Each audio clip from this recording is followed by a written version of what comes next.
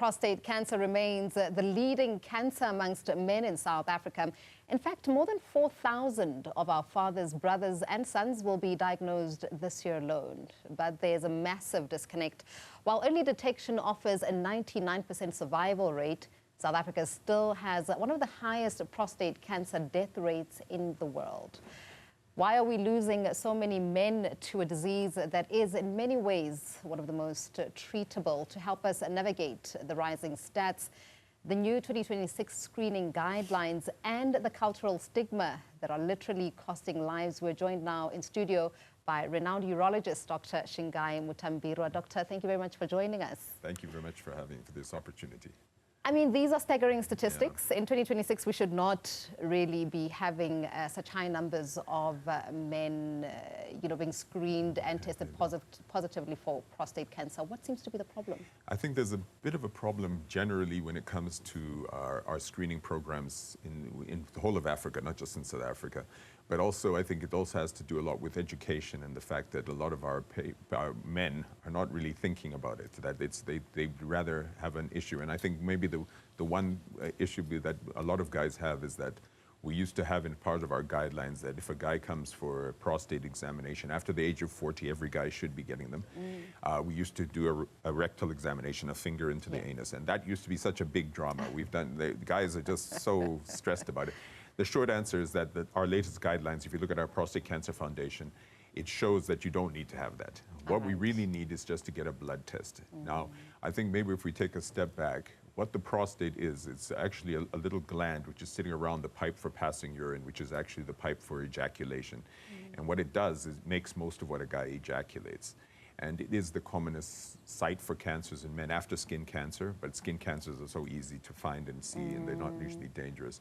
But it will kill you, and I think guys need to start taking their health more seriously. I think generally guys are a little bit idiotic. We think that if it's got blood pressure, we'll get hot and stuff. That's nonsense. Just see your healthcare provider once a year. Females do that 5 times more than men, and that's one of the reasons why they live 5 years longer than guys. Yeah. Okay, so now I wanted to say. Spiel.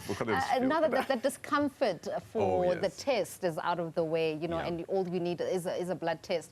Right. So outside of just the screening for prostate cancer, there seems to be a general kind of fear for men visiting doctors. Why is that? Is that a cultural thing? I think it's cultural, but it's also a mental thing for guys, because I think the data is quite clear that if women in general are a little bit cleverer than guys. Up to the age of 16, guys and women and men have similar health outcomes because their parents are taking them there. But after 16, the women are thinking clever. They say, oh, listen, I'm going to continue to get myself checked once a year. Guys think, oh, no, I'm now a daughter, I'm tough. I can do whatever I want. And you run yourself into trouble. So I think the main issue is for us to start incorporating more education amongst guys, less of this thing of pub discussions and thinking that that's what's going to make a difference, and basically taking better care of our health. All right. I mean, it's Black South African men in particular, that are affected by prostate cancer. Why is it? Is it a lifestyle aspect of it? Yeah, we know that although all the guidelines are both for every race, but we know that black guys have up to a 5 times increased risk of getting prostate cancer compared to our Caucasian, and Asians are even less than that. But the point is that once it happens, it's a problem. And the reason why it happens is we think it's a lot to do with genetics. We're doing a lot of studies on this. The diversity in Africa is so much more than in the Western world as far as genetics go, and I think that's one of the things. But also lifestyle.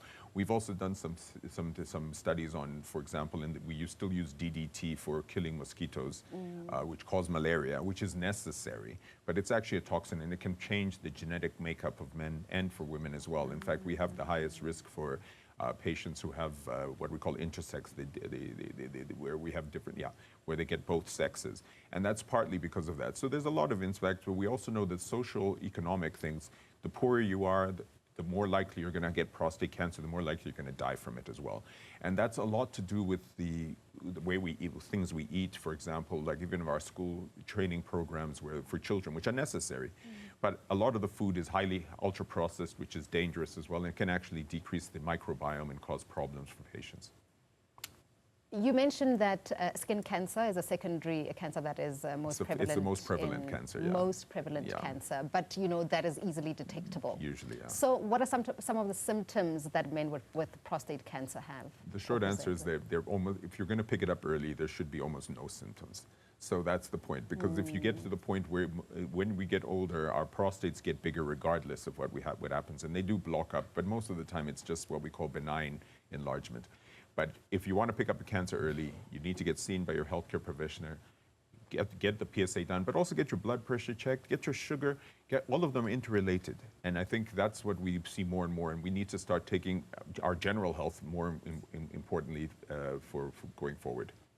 Dr. Shingai Mutambirwa, thank you very much for your insights and your time this afternoon. Thank you so much for the opportunity.